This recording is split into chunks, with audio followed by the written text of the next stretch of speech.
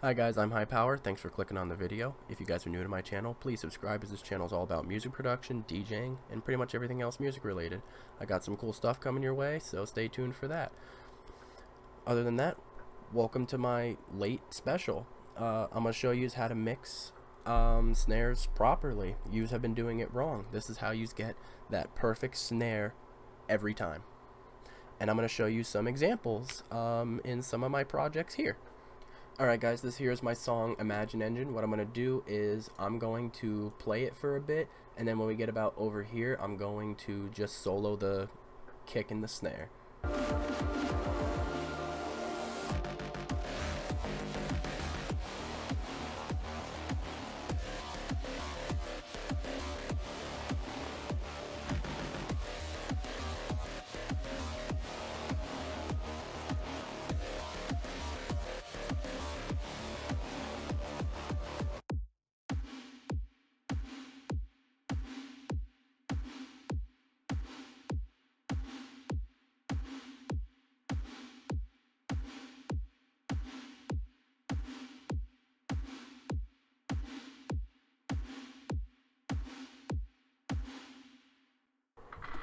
This one was Imagine Engine. As you can see, what I did was I found a snare that I liked.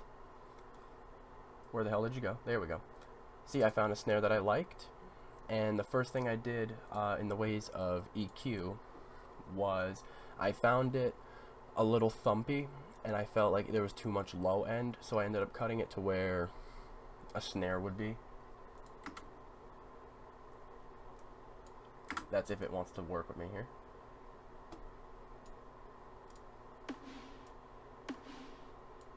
And you can see that there's a peak here. That's that snap that I wanted. And I also took out some of the highs because it was too hissy, too ringy. And then what I did was I threw some reverb on that, and what that did was that dulled it a bit while also adding some tail. The OTT helps bring out some of the frequencies. And I have, I think, probably the same EQ on all of them. And the only thing I really have different on these is different compressor parameters for the sidechain. Afterwards, I just use Fab Filter with nothing on it, I guess, and Drum Bus to make that crisper. And now, moving on to my second example. Alright kiddos, this is my project, Dream Girl. Only thing about this project is before I switched from Windows 11 back down to Windows 10, I had to do a fresh install, which means I had to reinstall some plugins. So there's two instances of, maybe not here, but two instances of Citrus that are slightly off, but that's not really important for what I'm trying to show you here. So what I'm going to do is, audio likes to cut out CPU usage fucking peaks here. So I'm going to play a really nice, vibey section for yous, and then I'll mute it after.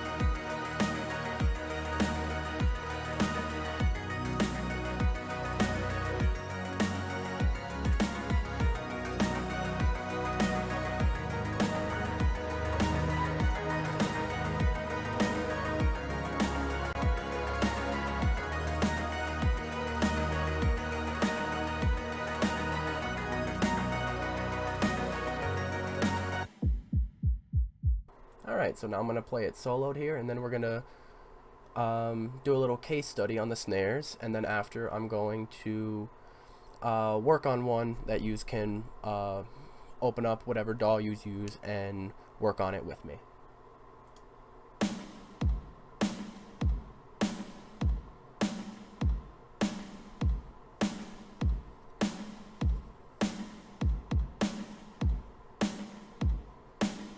Let's see what we have in here. So you can already see here that I have way more snares than I did in Imagine Engine. I only had 3, I mean, technically I still only have 3, but I have 6 channels total. Each one's slightly different, and each one is pretty important to the main snare. And I shall get into that. So this snare up here, let's look and see how this one sounds.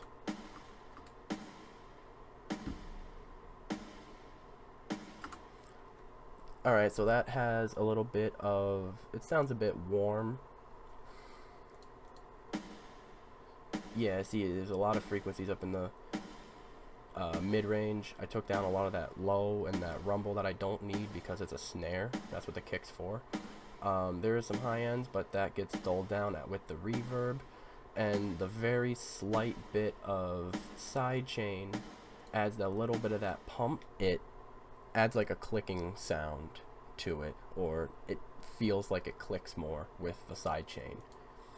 This one down here, I have no reverb, and I guess it's harder sidechain. Yeah. I'm thinking maybe the same EQ settings. This one down here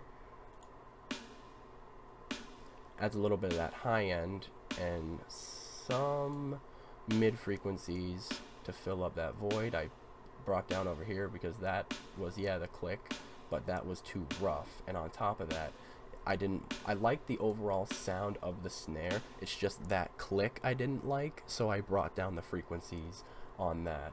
Let's check out the second one here, which seems saturated or distorted because I fucking threw Saturn on it. Oh yeah, that is much, much warmer. And down here, this snare looks like it has nothing on it. Oh, that's because there is nothing. And this one down here has been dulled a whole lot, and that's because I just wanted some of the midder frequencies to shine through more, because I was more everything else focused on the high end and the mids. I just wanted the mids in here to shine through so you can actually feel the body of the kick. Oh, fucking snare, that's what it is. So when the snare is played all together, everything in a big ass group with more EQ, corrective EQ, this is more overall mixing in your like in your songs, which if y'all subscribe to my channel, maybe I can make that another special, mixing your songs or going through a full breakdown of one of my projects. Some OTT, because I wanted it to bring out some high ends that make it feel a little more authentic to me, and I will play you the difference.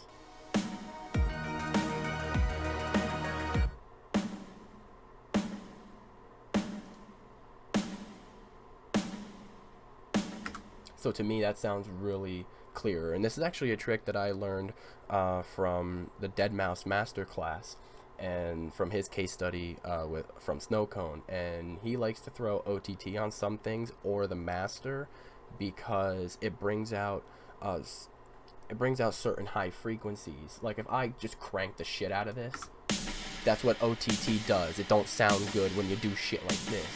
But if it's at 0, it don't do nothing. So I put it at 10% if I want to get back to it. Fuck it, it's not like I'm saving any of the changes. Anywho, so just adding a little bit of the OTT brought out some clarity. The reverb, is really good for space in your tracks, and from one snare to another it doesn't sound like there's a pause or it cuts out, because you can see here what I did was I brought down all the volumes, and that helps with clicking and phasing. If I took away the reverb,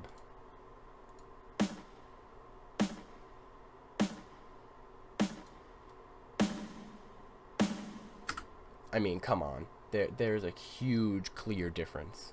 And then the glue compressor is me processing all 6 of these snares as one through the snare group, and that is to bring everything together to act as one snare. That's pretty much all I can really describe it as. I'm still kind of confused by compressors, but it does make it click and it makes it snap. Alright folks, what I'm going to do here is I'm going to open up just a blank project, and y'all can follow along with me with whatever loop samples and that you have, and we're going to work on something together. So let me just give myself some audio tracks to work with. So what I'm going to go ahead and do is I'm going to find a snare, obviously. Alright, that's our first one.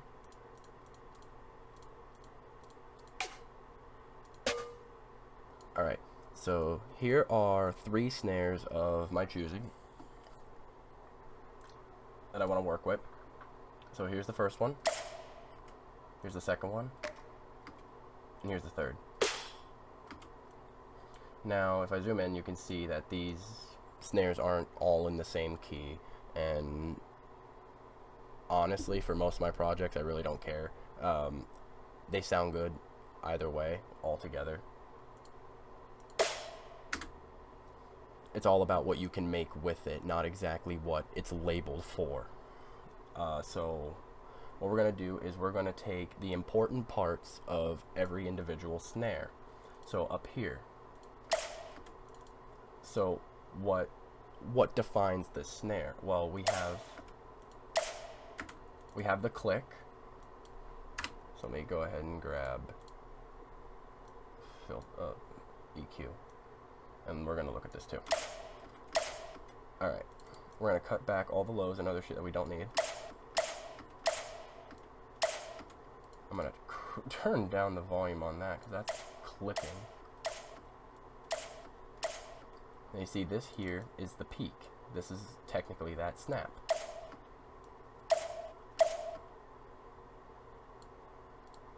Up here is the hiss. What I'm going to do is, for something like this, I feel like the hiss is too much. The click is pretty much perfect. Instead of a high shelf, I'm going to go with a bell.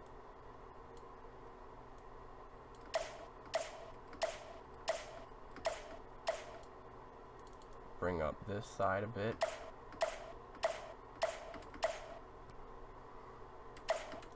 And this small one, really nice and tingy. I'll go ahead and drop an EQ on this one.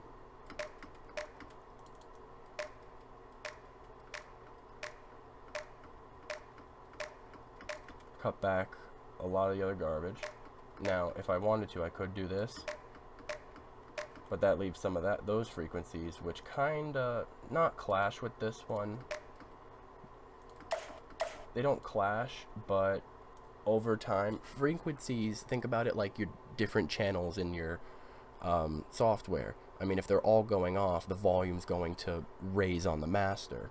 So if you have all these frequencies building up, in the end, your mix is going to be a lot louder and a little bit more technically gargled. So I want to try and cut back as much as the garbage that I don't need,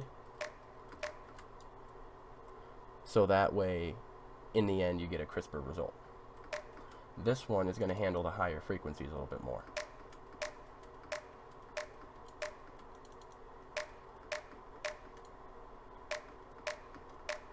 I'm going to turn down the volume on this one too. And now let's hear how both of these sound together. Now this top snare up here is a little bit louder than the bottom one, not a problem. We'll turn this volume down and we'll let the one with the higher frequencies come through a little bit. Alright, they're about the same volume, so I'll just raise the one with the higher frequencies a little bit. This one down here smacks you right in the face. So we'll throw a Pro Q down. That's got a heavy amount of low frequencies that we don't need. I can already hear the click.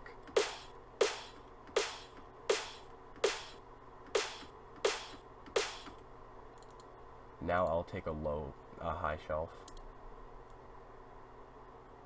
I'm going to set that to 36 dB an octave. Turn the volume down a little bit. There we go. So what you should take away from this is remove all the parts you dislike about your different snares, because I really like to layer all my snares. So EQ away the parts you don't like, keep what's only important or necessary, all the important characteristics. Like for this one, and I'll go over it again real quick. This one up here, there's a bunch of low end down here we didn't need. The clicks sounded really nice, so I made sure I left those frequencies a little untouched, and all the highs were a little too much, so I brought those down. This one here, I cut away a lot more of low and some of the mid lows. Brought up the higher frequencies because I like those ones compared to the other snares. That one's going to manage the higher frequencies. And this one down here has a lot of high frequencies that needed a harsher cut while only boosting some of that click and that snap. If anything, I could even take this, set this to 48 dB an octave, and ring this in just a little bit closer. And if I group all these, solo it,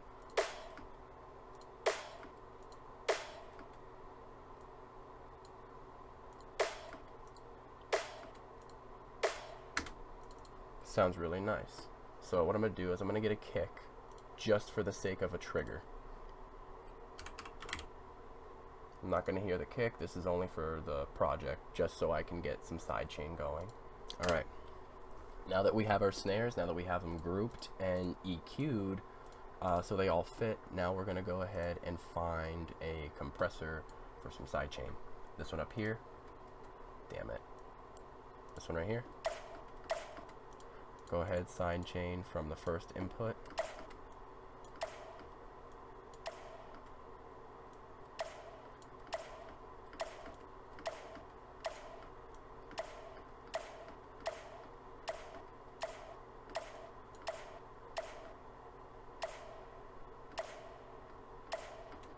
I'll shorten this.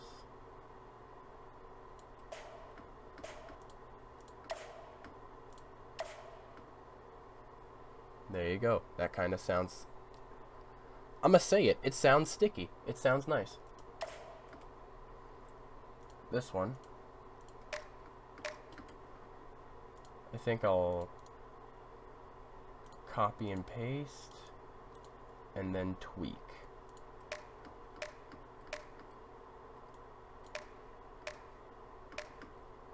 Bring up the attack a little bit.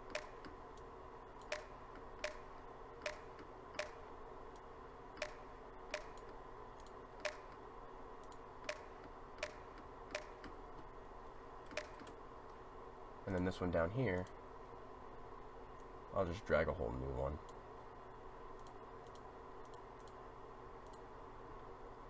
Set a different filter type.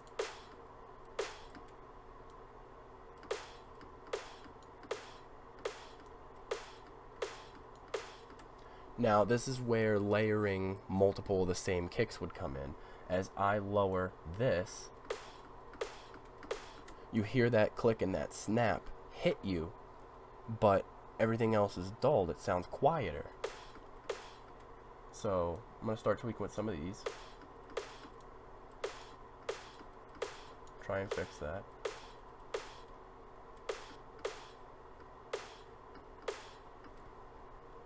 And what I'm going to go ahead and do is I'm going to duplicate. I'm going to raise the sidechain up here so it still happens, but you can hear it. And now that this here has less high frequencies than this one is now within the mid-range. So I'll go ahead, bring that forward a little bit, this up, so this one here can stay the same. And altogether, we're going to get, and now's where you can start throwing in some effects, where I like my OTT. So in something like this,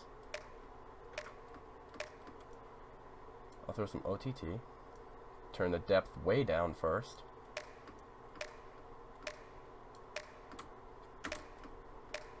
crisp and airy. I'll leave that as is. This one, I can throw OTT on it, why not?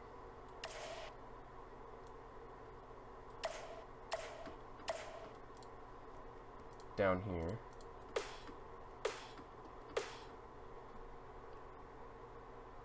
here, I'll throw towel reverb on it. No pre-delay, stereo input, room size down, wet up. And then down here, I'll throw the tiniest amount of reverb.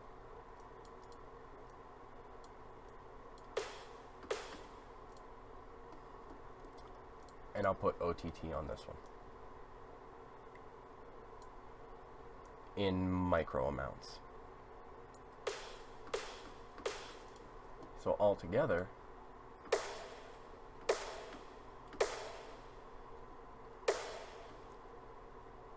that don't sound that bad. Now we're going to start working on the group and working on the snares as a whole.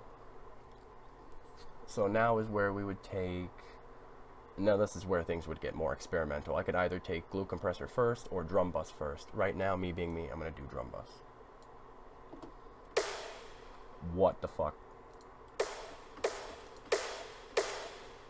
Turn the drive down a little bit more.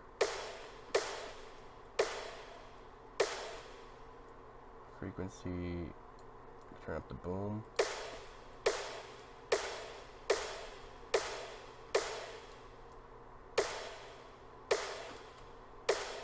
Tighten the transients.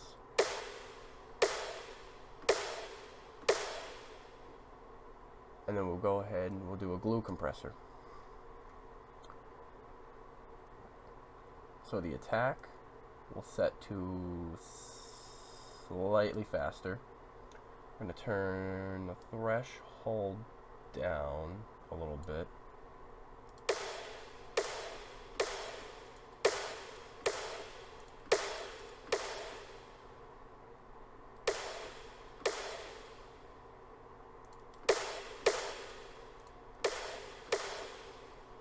Turn the threshold up a bit. There you go. And just that, these four together, that right there is, this hole right here, that's how I make my snares.